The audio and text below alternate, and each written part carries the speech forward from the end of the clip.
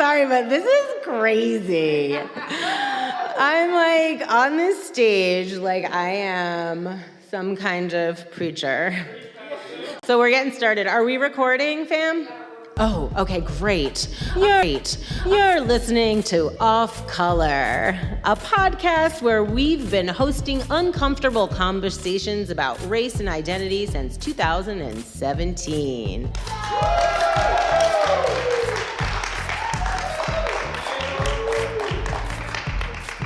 I'm your host, Rebecca Henderson, aka the Tan Tigress.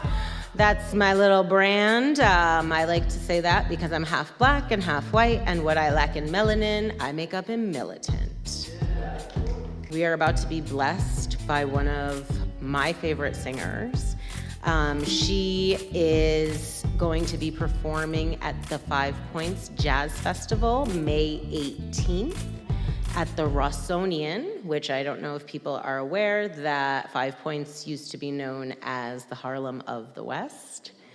And so we are very, very lucky today. And in addition to that, I just wanted to let people know that the song that our singer, I'm really building it up here. The song that our singer will be singing is entitled Juneteenth, and we are currently in the process. We have an Indiegogo set up. So if you could take a peek at that, if you have questions about it, we're trying to make sure that she can get vinyl pressings made to be a commemorative album for the opening of the Rossonian. Sorry if I'm like bungling that. Uh-oh, there's no editing on this one either. Sorry, guys. Okay. So, with further ado, I present the fantastic, the beautiful, la reina de canciones, Jeanette Hollowell.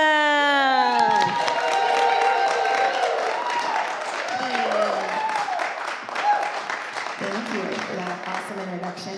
Yes, if you find yourself in 5 Points, May 18th, around 11:30 a.m., I'll be singing at the Rossonian. It's a free song called Juneteenth that I wrote. And here it goes.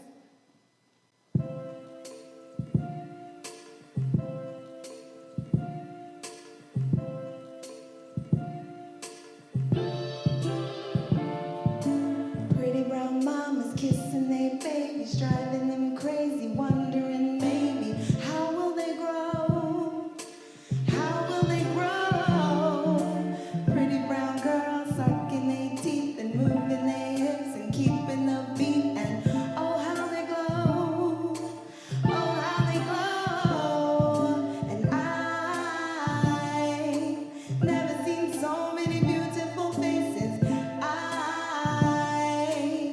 Immortal light in third eye places. Never seen so many beautiful faces.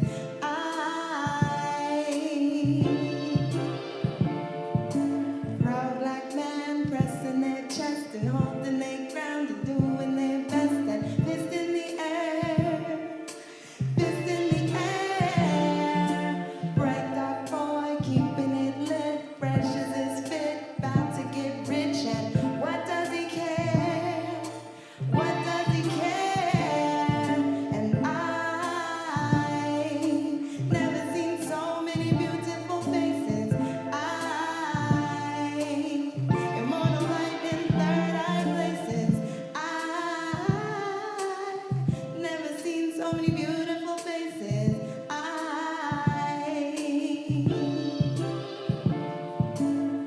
Look at God, look at God, look at God. Chocolate chai, chocolate chai, chocolate chai. Who am I, who am I, who am I?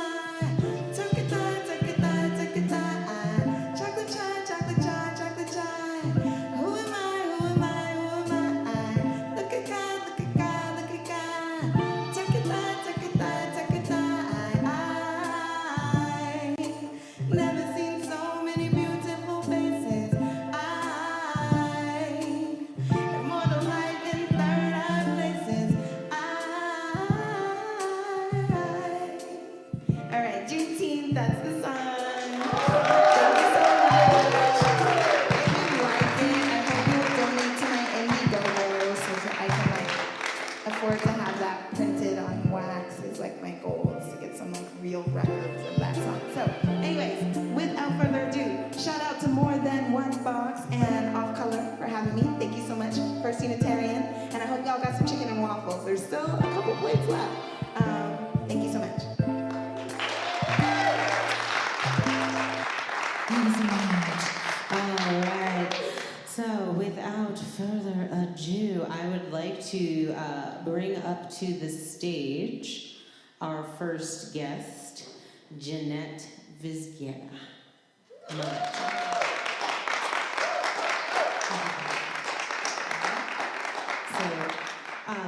So a little bit, I'm just going to talk really briefly. Yeah, get up here, White James. Sorry, that's what we call White James, because he's white. Okay. I wanted to let people know. Oh. Pasa. Gloria, this is the best organized off-color. It's our first bilingual off-color experience. But I wanted to, for people who are not familiar with the show, usually I'm quite drunk while doing it, but not today, Satan, not today. We are in church, and then also I looked up because I thought, oh, maybe we can have mimosas, that'll be nice, fundraising, and I looked it up, and then I was really super concerned about doing anything that would possibly be improper or that would bring any kind of law enforcement. I just got really nervous because if you don't know that Jeanette is actually living inside the First Unitarian Church of Denver in sanctuary as she fights her deportation case. So we're really honored to be able to have her with us today to speak and talk to us about her case and kind of and then we're gonna, so this is a little different than our regular off-color. It's a little more serious, and obviously I'm a little less drunk. So we are going to just kind of have a conversation, and then we have another guest who will be participating in the second half of our conversation, and then we'll also open it up to Q&A. How does that sound? We're gonna try to keep it really tight. We are absolutely done at 2:30. Oh, I can see the clock.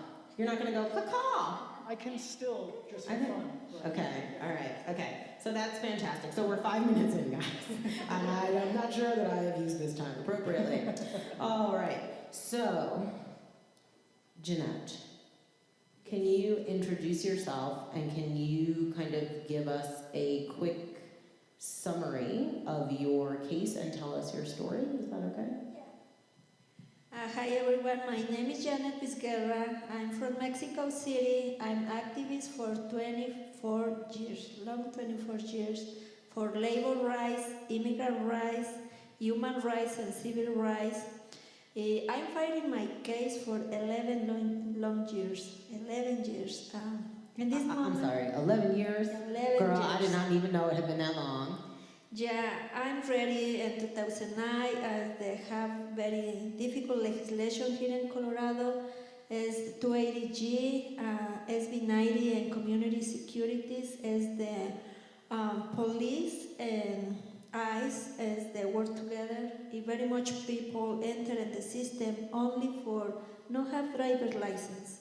This is my case. For not have driver license, I'm ready in an immigration proceeding. And this moment is long 11 years. So you are saying to me that you are getting deported for not having a driver's license? That's Right. what happened? Yes. Not only me, hundreds of people is in the same situation. And this part is very difficult. I'm ready. I'm the founder of the movement for immigrant rights here in Colorado.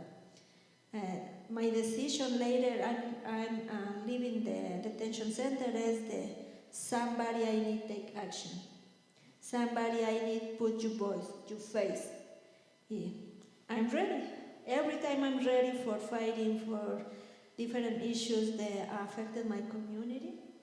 In these next years, I continue looking option, continue looking solution only for me, for other person. And this time, in 2013, I founded the Metro Denver Sanctuary Coalition. And this moment, I have 30 churches Fourth church is the Western. At this moment I have other two ladies in Sanctuary, one in Boulder and one here the same in Denver. Every time I'm looking solution, every time I'm found different movements, the same I create the movement for abolish Denver. I blocked one time the principal office in Centennial. It's a little scary, a little the same funny. For eyes have scared me. Only one lady, a little crazy lady, and looking solution and pushing the system, have very much events a little heavy. So right now, is ICE like looking for you, or are they here? Like what's? I'm a target for put my voice very strong, my face, for continue pushing the system. I'm target for activists, for put my voice every time very strong. Not only local, as national level. For example, later this show, I have other presentation from New York for National Sanctuary Movement. Have very much a coalition, the different parts of the nation. I'm continue organizing here. My work no stop here. My life no stop here. I'm continue organizing, educate, continue looking solutions. So how many people are in Sanctuary now that you are working with, like in the country? Around the nation is close 100. Maybe 15 is public, and 15 not public. Okay. So are they in Unitarian churches or like just different faiths? Every coalition around the country is multi-faith. I have churches, the different congregation or different nominations. This is Unitarian. I have Baptists, Quakers, and Methodists, and Jew churches. Okay. Yeah. So can I ask you what has been the hardest part of this fight? Oh my gosh. It's my second, real is my 3 time in Sanctuary. The first time is in 2050, only for a short time, 10 days, but no, it's public, it's for a strategy. For 10 days is very fast. The last time is 86 days. And this moment is close to months. I don't know for what, and this moment is very hard for me. My emotion is crazy. Sometimes I'm a little funny. I'm bipolar. Some days it's very happy, very energy, and some days it's very down. Very emotional. I miss my life. I miss my kids. I miss my cats. It's the same explain. Sometimes it's the same one beer. My life in the streets is fly. Different parts this city at this moment is one beer and one cage.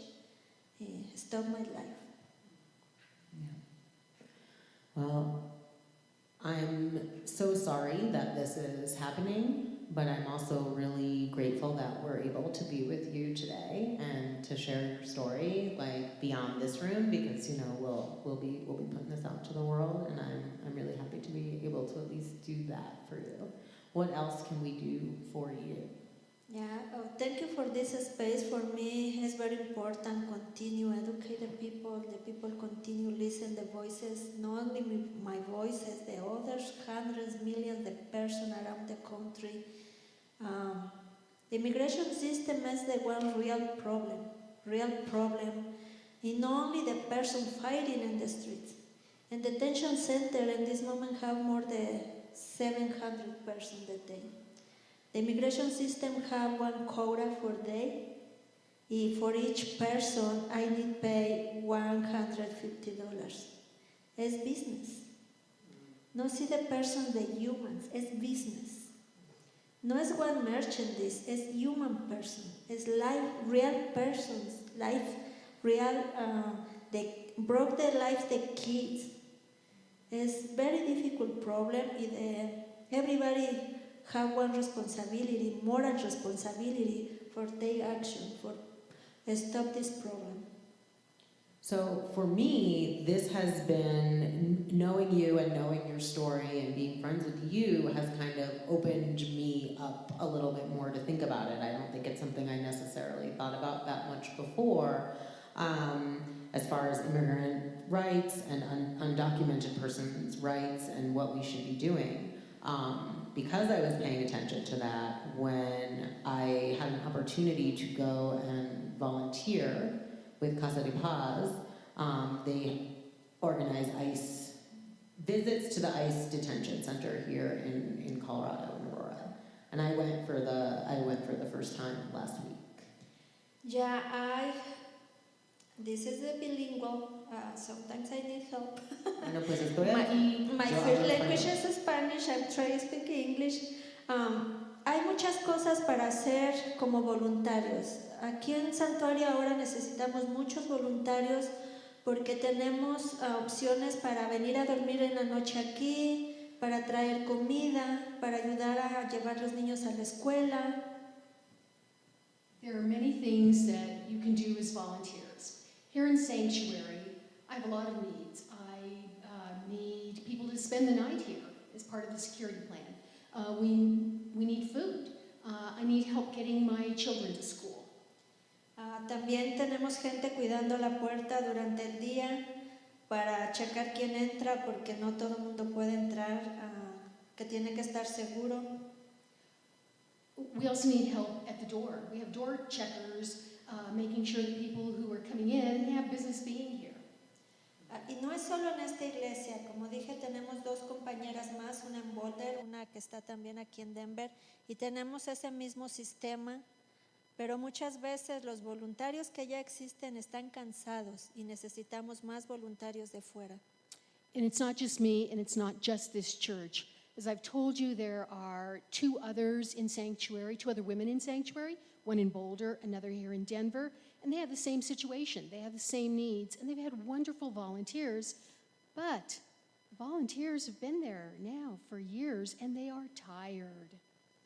Ahora mismo también todas estamos haciendo estrategias en nuestros casos, alrededor de nuestros casos, y hay eventos muy seguidos donde también necesitamos apoyo, necesitamos a más voluntarios para ayudarnos con las estrategias, pero también invitar más abiertamente a que la comunidad venga y sea parte de este movimiento. And each of us has our own strategies in our cases. And for each of them, we need volunteers to help us out with events, to get the word out so that your circles and more people learn about what's happening with us. Entendiendo que todo está conectado. A veces decimos, ¿qué tiene que ver educación con inmigrantes? Tenemos estudiantes inmigrantes, pero también los papás de esos estudiantes somos inmigrantes. ¿Qué tiene que ver salud con inmigrantes? Por ejemplo, ahorita tenemos a Araceli que está embarazada. Ella necesita ir al doctor, pero si no rompemos este ciclo de opresión, ¿cómo vamos a tener una vida sana? There are so many intersections in our cases. It's not just about immigration as you think about our immigration cases. So, got kids. There are education issues. Education has everything to do with immigration. There are children in our schools who have parents who are immigrants. We're immigrants. We need help. What about health?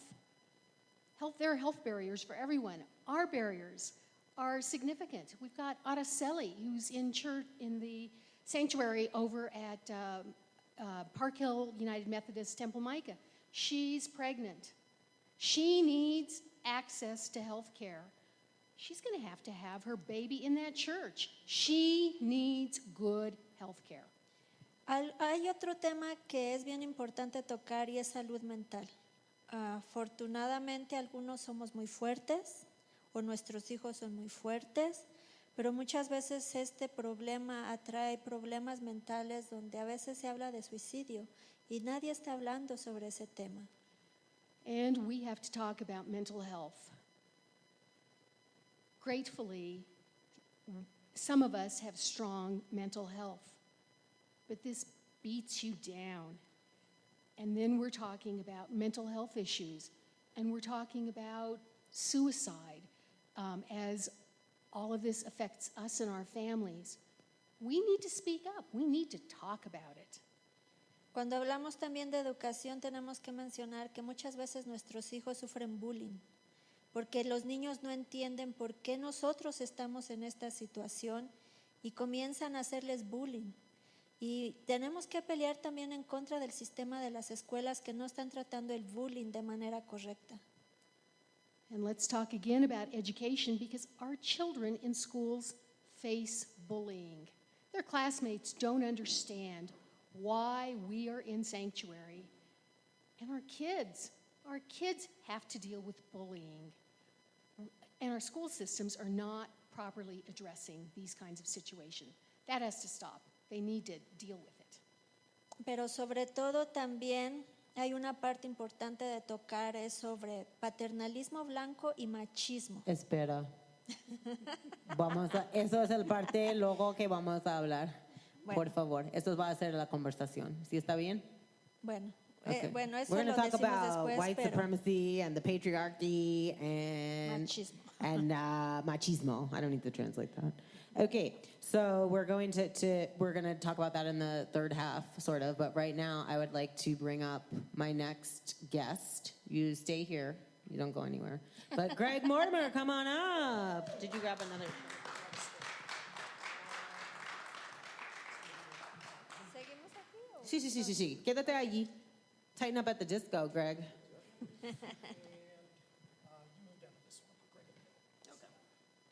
All right. As always, as organized as possible. Okay, so I met Greg in person today. So we go way back. Way back. Oh, thanks. But actually, Greg is part of Casa de Paz, and they put out a call to have people come to visit ICE detainees at the center out in Aurora. I signed up to go. Greg and I spoke on the phone. He gave me all of the information that I needed, and it was so good and concise. I was like, hey, you want to come on my show maybe and talk about it? But I did do the initial visit. My first visit was last week, and we didn't get to talk about it, but I will say the first thing that happens is you kind of drive out to this facility. Has anyone been out there before to do it? So Dana has done it, so you're familiar. And Dave is taking my picture. How do I look? Cheese. Okay. And so it was quite emotional for me. I have never visited someone who's been incarcerated before. I've never sat down and talked on those phones through the plate glass window. The first phone I picked up was broken and didn't work, and it was pretty intense. And the person that I spoke to, that I had my visit with, and all you do is you just talk to them. You know, it's nothing like particularly revolutionary, but it is. So for me, I had this conversation. We talked for about 30 minutes, and the man's story was so sad to me. He had got pulled over for a traffic incident, and he was being detained. He was in a facility in San Francisco for 3 years, and he's been here for another year. And the reason he's fighting his case is because he has a daughter, and he doesn't want to leave her, and he doesn't want to get deported. And it was just really heartbreaking to me. So I went home and hugged and kissed my baby, who's running around out there wild. And I just can't believe how inhumanely we are treating people who are like seeking help on our shores. So I wanted to talk to you, Greg, a little bit about the work you're doing, if you want to kind of let people know some of the stats, because some of them kind of really blew my mind. Sure. So the stats that you're talking about locally here in Aurora or across the nation? You can start with Aurora, and then you can talk about the nation, but we're going to try to keep our time. So we have 8 minutes for this. Go. Thank you. Now it's probably about 7:55, right? So speaking a little bit about immigration detention, and Jeanette, I just want to say it is an extreme honor to meet her after reading about you and hearing about you. Yeah. And so Jeanette had mentioned, I believe you said there's 700 folks in detention at the Aurora Detention Center. Thank you. And that was last year. Now there are just under 1,500 immigrants in the detention center. And these are folks, some of whom are seeking asylum, some of whom are seeking other legal strategies to get their liberty.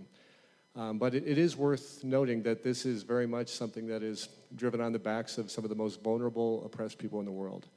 The GEO Detention Center is run by GEO, which is the second largest private prison company in the world.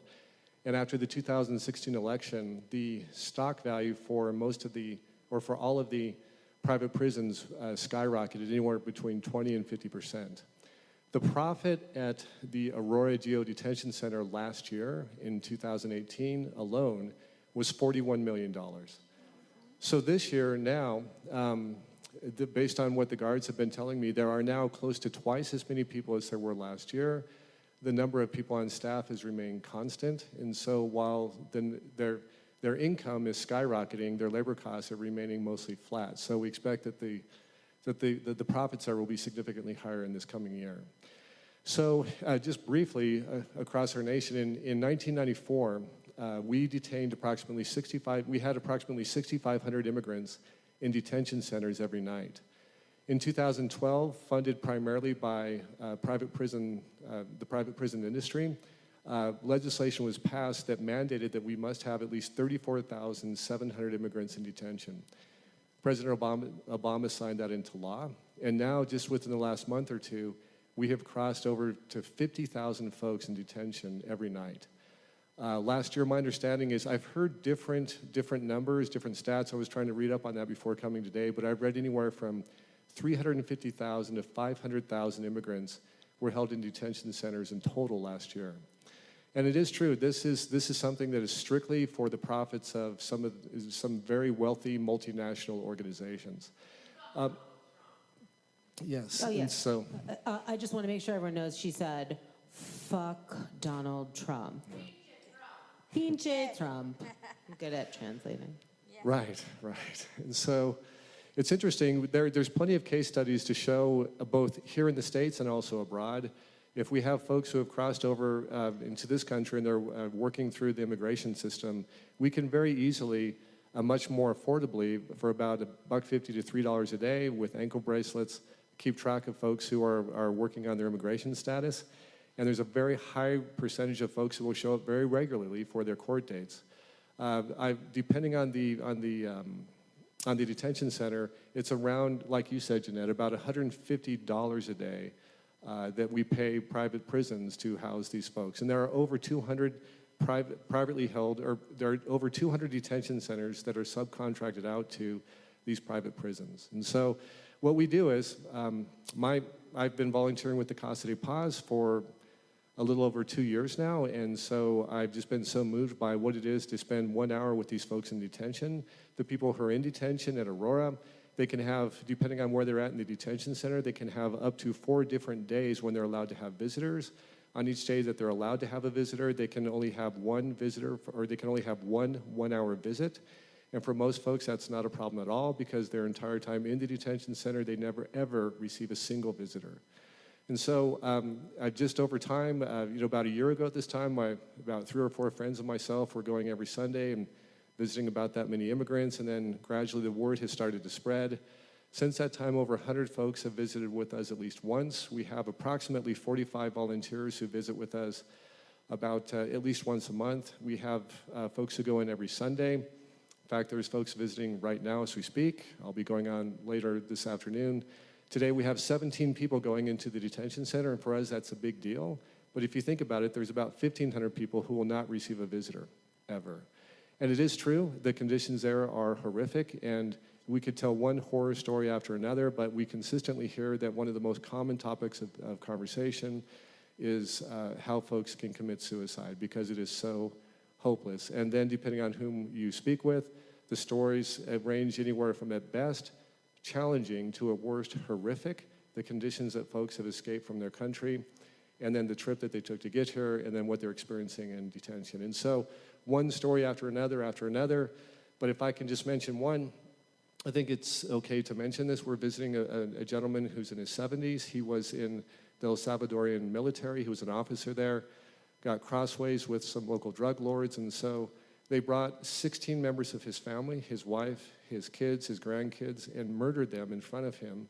Then they brutalized him, and so then somehow was able to flee to get to the United States. He's been in detention for about 7 months. One of the guards at GEO, against my understanding policy, slipped me a note and said, will you please visit this man because he's on suicide watch. And so every Sunday, myself or somebody else will go sit with him and just try our best to be present with folks who are experiencing extreme pain and trauma, et cetera. And by the way, that story that I just mentioned is not, the horrificness of that is not unusual. And I will mention that one of our friends from Cameroon, who, I don't know if you know much about Cameroon, that's a country that's quickly moving toward a state of civil war and genocide. We were visiting a man in detention for several months, and he so struck a chord with our heart that we hired an attorney. And last September, he was able to get out on bond and to wait the outcome of his case. Last Wednesday, he went for just his regular check-in with ICE. He's been staying at the home of some friends of ours. And when he went for his visit with ICE, he was taken into custody. He's back in detention, and they're beginning deportation proceedings as quickly as they can. And more than likely, this will be a death sentence for him. So none of those things are unusual at all. And I think the toughest for us is when we go to visit, we're in the same room with different families. As little children to large children, their only way to see a parent, their father typically, is through this plexiglass window. And to just kind of watch the trauma as these families are in there at the same time as we are, and then to see these folks walk out after their one-hour visit, and to see folks in tears. Yeah. So I think I'm about at time, correct? Yeah. So do you need more volunteers, is what I'm also wondering. We can always use more volunteers, always. Yes, and so, yeah. So if people do want to volunteer, and Jeanette, you have... Yeah, the other part is very important mention. Some people sometimes try help the person here and fighting your cases in the streets. But I need to remember that in this detention, I have hundreds of people, sometimes not have family here in Colorado. Yeah, I need support, donate $20 for your phone, for call to your families. Sometimes your family is very, very late, in other states. Every time the people say, oh, I need support the families here. Yes, it's correct. But I need to remember this person is here in the detention center. The situation in the detention center is very, very bad. I'm here in this detention for 3 times. I remember one specific time my kids go visit me. Zurich only have close 2 years.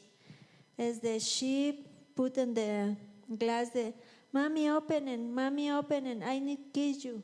Yes, very difficult time. Imagine the person not have family here is what is the day I'm see other time my kids or my wife or my husband. It's very difficult. The people the same, I need fighting for this person. I need fighting for close this detention center.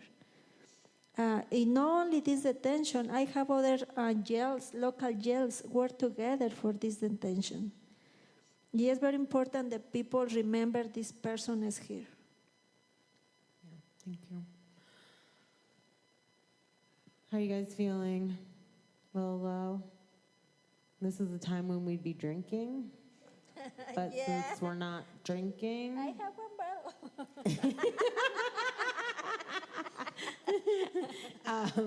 Since we're not currently drinking, I did want to kind of move into a little bit of the next piece of this. If people want to volunteer, though, what's a good website or anything like that? Right, I should have memorized the URL for Casa de Paz, but I believe it's casadepazcolorado.org. And even if that turns out to be the wrong URL, just Google it. You should be able to find it very, very easily. And Jeanette, do you have a recommendation for a website? Metro Denver Sanctuary Coalition pay the same as possible. They no have time for volunteer as possible. Donate something. Casa de Paz and Metro Denver Sanctuary Coalition is the more very important organization here. I want to make sure. Metro Denver Sanctuary Coalition. Sanctuary or sanctuary? Sanctuary. Sorry, girl. You know, I have a New Sanctuary York Coalition. Is there, for example, Sanctuary Coalition help and support families for a little part the money for your legal costs.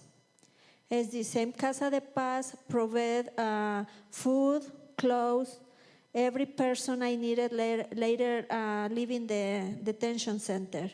As the organization support more direct the affected families or affected person. Donate for Casa de Paz or donate for Metro Denver Sanctuary Coalition. All right, thank you. Thank you. Okay, so this was one of the things I wanted to talk about, and I hope it's okay, and especially in this space that we're in, which is the First Unitarian Society of Denver, located at 1400 Lafayette Street. And I also want to thank them so much for hosting us and allowing us to be in the space. I was at is this working? Yeah. I was at the service this morning, and they did mention that they are at a deficit on their budget, and they give half of whatever they make goes to nonprofits to support social justice efforts, immigration. This is a really good organization to support. If you are interested in doing that, you can write a check, I guess, to them. That's what they said, or just drop it off, or I don't know, toss it through the window. I don't know. Yeah. Just give them that money. And I think May 4th, you guys have an action, correct?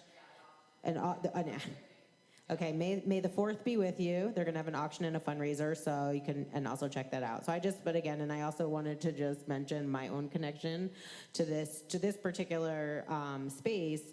One is the last time I was in this room for a presentation, it was for Waking Up White with the author, what's her name? Helen? Anyway, that's what it was. And we were here with the late, great Dr. Gregory Diggs and his brother Brian Diggs, who was visiting, and my husband Ken was here, and our son Kingston, and we're all here again, and Greg is not, but he is. So I just wanted to, praise him just a little bit. And speaking of Greg Diggs, one of the things that Greg always said was we need to use our words, and we need to be able to talk about really uncomfortable things sometimes. And something that has come up consistently, and I think also being here in a church that is predominantly white, this idea of good intentions from white people, and how sometimes you think you're being a good ally, but maybe you're not. ¿Me entiendes? Yes. So, perfect. Yeah. So that was something that I think I just kind of wanted to open up and have a little discussion about that. I want people to be ready to kind of receive that, even if it upsets you or makes you feel some kind of way. So is everybody okay? All right then. No, sorry. Okay, so that's something that has definitely come up. Actually, White James over here told me a story that, would you mind sharing that story about your school? What happened? Sure. Thank you. White James, everybody. I normally produce the show, and so I usually look really busy over here, but the Unitarian Church has this amazing sound system, and they're even recording for us, so I don't actually have any work to do. So that's kind of why I'm awkwardly sitting here half behind the podium right now. No, Rebecca and I were just sort of discussing a few days ago what we would talk about today, and some of the subjects we wanted to get into. And yeah, I was just generally talking about my experiences trying to be part of the PTA, they call it PEAK now, at my daughter's school. which is a very, very ethnically and nationally diverse school, but has pretty much an all-white PTA. And the PTA meetings are just endless, hour-long conversations among white people about why only white people show up. And that's kind of like all they really seem to be able to get to. But when suggestions are made about maybe doing multilingual send-outs and things that would create more outreach, there's this sort of defensiveness of just, this is the way that we've done it, and that's a lot of extra work, and blah, blah, blah, blah, blah, blah, blah.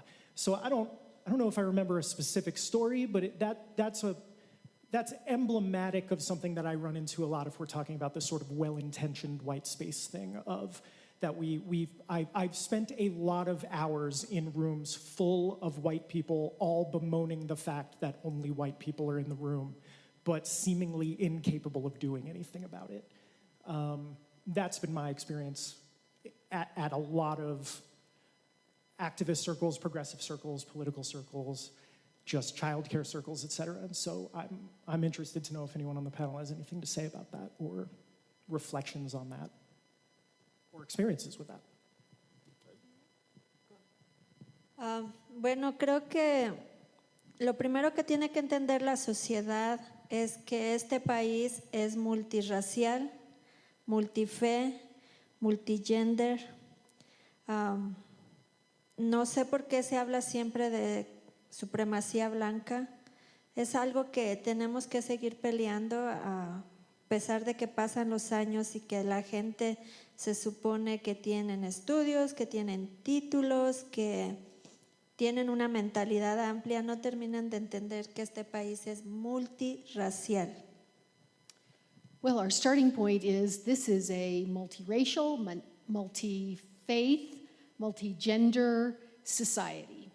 And yet, we're always dealing with white supremacy. And we need to go back and remember we are multiracial. En mi experiencia a lo largo de los años trabajando en este trabajo, me he encontrado con muchas cosas y hablaba con Rebeca de que todavía me toca no solo luchar mi propio caso, sino me toca luchar en contra todavía de racismo y de discriminación por género y por origen. Well, I've been fighting my case for a long time, and I constantly have to fight racism and De género. But I was really machismo.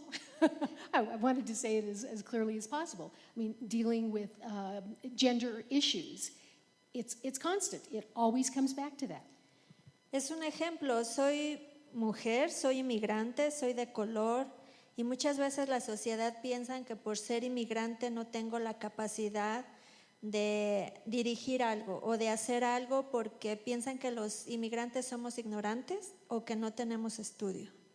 I'm an immigrant woman of color, and I find so many times that people assume that because I'm an immigrant woman of color that I'm not smart enough. I can't speak for myself, and I can. Y muchos hombres se sienten intimidados de que una mujer de color inmigrante quiera tomar decisiones o esté lista para dirigir un movimiento, porque están acostumbrados a tomar las decisiones, a mandar en las cosas que se necesitan hacer, pero yo he decidido que mis movimientos van a ser dirigidos por inmigrantes y por gente de color. So many times men are going to assume that an immigrant woman of color cannot direct a movement. I can do it. Our movements must be led by the people of color who are affected. And I constantly have to deal with the men, the white men who think I can't. Otra parte que pasa es en nosotros como comunidad latina somos a veces doblemente discriminados, porque a mí me ha costado muchos años poder entrar al círculo de la comunidad afroamericana. al círculo de comunidad nativa americana, porque los afroamericanos muchas veces también nos discriminan porque no quieren mucho a los latinos. Well, it's a complicated issue because as a Latina, I find that other communities don't think well of us. So it's been difficult for me to work with, at times, the African American community or with the Native American community because of their not understanding us, our culture. Pero he tenido la capacidad de ser paciente, de entender sus raíces, también entender su cultura, y poco a poco me he ido introduciendo en todos los movimientos de todas las razas, no solo aquí en Colorado, sino en otros lugares, y ahora me siento aceptada, pero fue mucho trabajo para poder ser incluida en ciertos movimientos. It's been hard, but I've been patient. And so by understanding the roots and their movements, I've been able to, little by little, build the confidence and work with other movements of color as well. Pero creo que la parte más importante es que tenemos que buscar una solución para acabar con ese paternalismo blanco, la supremacía blanca, entender que muchos de nosotros sí somos originales de este continente. Tenemos a veces también mezclas. En mi caso tengo raíces indígenas mexicanas, pero también tengo raíces europeas por el lado de mi madre. Y cuando a mí me dicen debes ir a tu tierra, a tu país o lárgate, es como, bueno, haz tus maletas y vete a Europa, porque este es mi continente. Well, when my roots are here in this continent, and many of us are mixed. So I have indigenous blood, and so when people say to me, go back to your own country, I say, pack your bags. Entonces, son muchas cosas con las que uno tiene que navegar. En mi caso no es solo discriminación por gente blanca, sino por otras cosas que tenemos que navegar. Y ahora los latinos es a los que más nos están discriminando, nos están persiguiendo, la opresión del gobierno, pero necesitamos aliados, y cuando decimos aliados, significa que nosotros vamos a decir qué necesitamos. No es que vamos a mandar a la gente, pero aliados significa van a apoyar nuestras decisiones, nuestro movimiento. Eso es ser parte de aliado. No son los que van a decidir, no son los que van a dirigir. As immigrants, we need to fight against the many forms of discrimination that come at us, and that includes among Latinos. So sometimes some of the worst discrimination we face is from other non-immigrant Latinos, and we need allies. But when we talk about allies, we welcome anyone who isn't working under the mantle of white supremacy, the white patriarchy, but when we say allies, you walk with us, we lead. Entonces, a veces, como dijo Rebeca, sabemos que lo hacen de buena intención, con la mejor intención de ayudar y de apoyar, pero muchas veces hay actitudes que dañan, que lastiman, que ofenden, y deben de ver cuando dicen una palabra o con una actitud, cómo es que lo hacen y lo dicen porque sí nos dañan. En esa intención buena de querernos apoyar, también nos lastiman. Good intentioned allies can hurt us, can damage us. They come to help, but paternalistic help hurts. Creo que tengo la fortuna de tener una voz y un carácter fuerte, entonces yo sí puedo navegar con eso y parar a la gente y decir basta. Yo puedo tomar mis decisiones, soy una persona adulta que tiene la capacidad, pero no todas las personas tienen esa habilidad. Entonces deciden por ellos, hacen que la gente haga las cosas como ellos quieren, y no es así. I have the good fortune of having a strong voice, being fierce, an understatement. But there are others who are more timid. And so when the allies come along, they can take advantage of them. I can put a stop to it. Hay muchas cosas más de hablar, no terminamos este show, pero tenemos que seguir trabajando en contra de eso, del paternalismo, del paternalismo blanco, la discriminación. Creo que eso va a durar por años. This is a long struggle. It's not ending soon. We'll continue it. The fight against white supremacy, paternalism, and white paternalism. Okay, so Greg asked if he could say something, so I'm going to let him. Thank you. I appreciate it as a white man having permission, honestly, from a woman of color. This is a topic that does hit very close to home for me, and if I can briefly share just a bit of a personal story on this point. My wife and I are white, and we moved to the Denver area in 2000, and we lived in Lakewood in a very white neighborhood and started commuting to a small church in northeast Denver in the Five Points area in 2000, near 30th and Franklin. And so the majority population of the church was African American and Latin American immigrant. And the pastor there is a friend of mine, remains a mentor of mine to this day, Ted Travis, who's an African American who grew up in Long Island, has been in northeast Denver for about 40 years. So at one point he asked me, he said, Greg, when are you going to stop doing drive-by ministry? When are you going to move to the neighborhood? And this was before much gentrification had happened there. When are you going to move there so that the crime problems there become your crime problems and the failing schools become your failing schools? And we live almost exactly halfway between Manual and Cole. And so my wife and I thought about it for a couple of years, and we finally took the plunge. We moved in to just a couple blocks from there, 30th and Lafayette. And my friend Ted said, as we were getting ready to move, he said, don't come in there as a white savior. We have enough of y'all. What I need you to do is move into the neighborhood and shut up. Don't be a white person with your programs and all that. And please know this, the majority of people who live in the neighborhood at that time was about 80% mix of African American and Latin American immigrants. He said, you need to understand, they understand you far better than you understand them. You've been a part of a majority of culture your whole life. You don't even have to know that there are other cultures. The folks in this neighborhood have to be at least bicultural, perhaps bilingual, to have any sort of success in the world. So come in, meet your neighbors, take a learner's posture, and maybe sometime after you've had a little bit of soak time, you might learn how to do a little bit of good in the neighborhood alongside your friends who understand the neighborhood far better than you. And so we did that in early 2004. And that's a Crips neighborhood. And gradually there's a number, Crips neighborhood plus a lot of Latin American immigrants. Gradually my wife and I have been doing our best to try to understand different cultures in our own and get to know folks.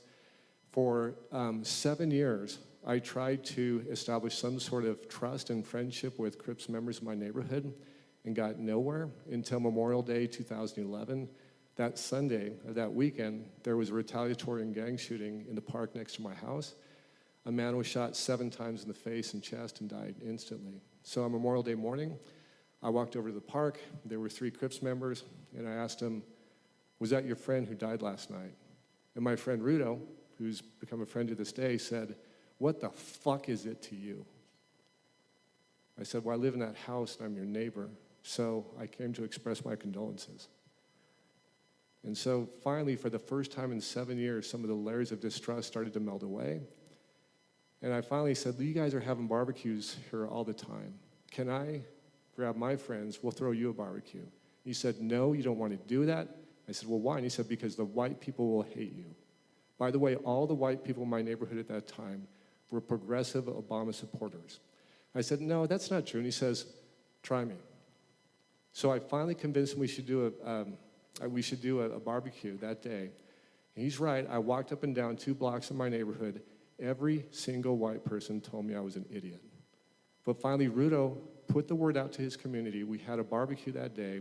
60 members from his community, about 5 or 6 white people, and that has gradually grown to now there's a community garden there. We're told it's about the most diverse community garden in Denver. My wife is the one who kind of manages that. And my Crips friends and former Crips friends are the most avid gardeners that we have there. And every autumn, we have this barbecue for the neighborhood, and the folks who absolutely get the idea that we've got to come together and who are passionate about that are my African American friends. And so I'm not saying that my wife and I are doing any good, but what I am saying is that continually, as my friend Ted Travis says, white people need to work really hard to make room for the voice of the indigenous, and he defines the indigenous as people from cultures other than the majority culture, and he is absolutely right. It is so damn hard as a white person to shut up and listen and learn. I feel like I had no idea you were going to tell that story, and now I really like you, Greg. Yeah. No, but that's because as you were saying that, I think that's the most important thing, is that it takes time, and it takes energy, and it takes effort to become a part of a community. And if people are willing to do that, then I think we're gonna get along a lot better, and we're gonna make up more changes if we're able to do that. That term, the white saviorism, has been something that I literally said in 2018, I had a moratorium on white friends. I was not going to have any more white friends added into my circle during 2018 because I could not take it anymore. I was so exhausted from it. 2019 is a new year. I am accepting applications. You must be, and I determine if you are an acceptable level of wokeness, and you can't argue with me on that. I determine that. So if you're interested, sign up for the mailing list at tantigress.com. All right, so before we start to wrap it up, I want to know if people have any questions or comments. Don't all speak at once. I want some questions or comments. Oh, good. Let's see if this will work out here. If you want to visit at the detention center, do you need to be able to speak Spanish? Discúlpenme. No, you don't need to. We visit folks, English speakers, Spanish speakers. We've also have been visiting some folks who speak only Hindi, French, but regardless of the language that you speak, we have room for you.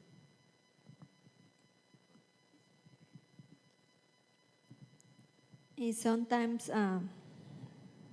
have interprets the same in the detention center. They are only the people I need see persons. Explain early that some people don't have family here.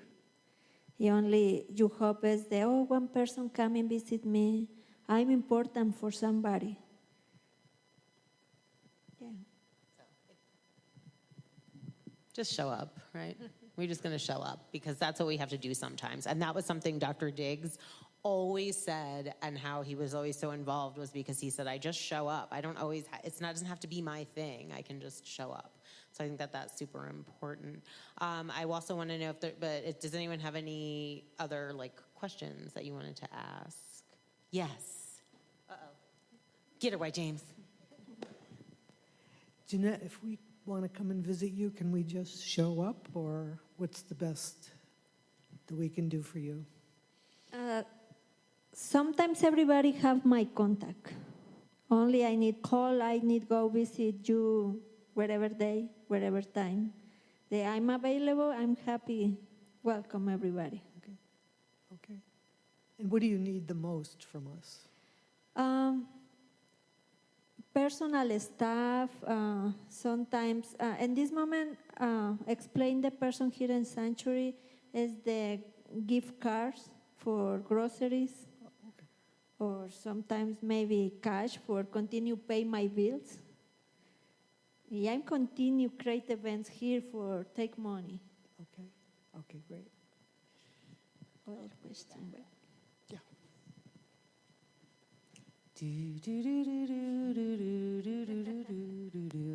I just wanted to say I'm part of the folks that try and support Jeanette here. And we need folks to spend the night here. We have people spending the night every night to make sure Jeanette feels safe and people watching the door. So that's another way you can help out. Yeah, thanks. Thank you. All right. Y Oh, wait. otra parte que es importante, quiero seguir creciendo la comunidad alrededor de esta iglesia, tener un círculo de respuesta rápida fuera de la iglesia, también eso me va a ayudar. There's another goal that I have, and that is to enlarge the community around this church, looking to create a strong rapid response team so that if anything should happen, people who live around here could quickly get to the church. All right, so you threw down a lot of statistics for us to, open our eyes to what's going on. What can we do effectively in our way that we vote, in the way that we talk to our legislators, our city council members? We're having elections soon. What are we looking for? Who provides endorsements to people that can support our ideals of changing the systems in our communities? Ok, muy buena pregunta. Sabemos que ahorita estamos en otro tipo de gente corriendo para diferentes posiciones. Yo personalmente quiero decir, ahorita yo no estoy apoyando a nadie, porque en las elecciones pasadas apoyé a mucha gente. Se preguntarán, ¿cómo apoyaste si tú no votas? Pero muevo mucha gente que vota. Entonces, desafortunadamente, muchas personas que ayudamos a llegar ahora al poder, uno de ellos es el gobernador Jeanette Vizguerra, ahora nos está dando la espalda. Y así muchas personas a quien ayudamos a estar ahí. Entonces, cuando nosotros vamos a endorsar, a patrocinar o a apoyar sus campañas, tenemos que hacer que firmen compromisos claros de que lo que están diciendo lo van a cumplir cuando estén en el Capitolio. Very good question. I will tell you that right now I am not endorsing candidates, and here's why. Last time around, I was very involved. You might say, you can't vote. What did you do? I can influence people. I can talk to people. And many people showed up to support candidates that have turned their backs on us. And an example is Governor Jared Polis, who has turned his back on what he said he would do. So it is critically important to be sure that whatever we're asking, they are signed onto, and that we're going to be able to hold them to it. Es un ejemplo, el gobernador en el pasado decía una cosa, ahora su posición es diferente. Entonces, cuando los candidatos cambian de decisiones por intereses propios, él se preguntará, pero yo te apoyé, es su deber como servidores públicos. No nos están haciendo un favor, están haciendo su trabajo. Si él me apoyó porque era su deber, pero yo también lo apoyé en su campaña y ahora mi trabajo es hacer que él haga su trabajo correctamente para mi comunidad. This example of Jared Polis, for him to say now, look, I did right by you, that's his job. That was his job as an office holder, as congressman, and it's his job now. So we're not going to let anyone who tells us one thing when they're running for office, and then they get in office, and then it's about their own personal interests, we're not going to let them get away with it. Bueno, gracias, Jeanette. No sé si tienes algo más, pero lo que pasa es que, mira, ya llegamos tarde, como siempre. Okay? So we're gonna wrap it up because I'm always trying to keep it tight and it's always too long. Yeah, did you want to add anything, Greg? Nothing to add. Thank you. Okay, fantastic. White James, you got anything to add? I'm good. Yeah, that's what I like to hear. White guys just being like, nope, I have nothing to add. All right, so check us out. We're really hoping to get some more followers on our little Twitter. We have Off Color Pod on Twitter. The website for Off Color is www.offcolorpod.com. This is a Tan Tigress production. And if you want to support our work, get on the interwebs and give us the money.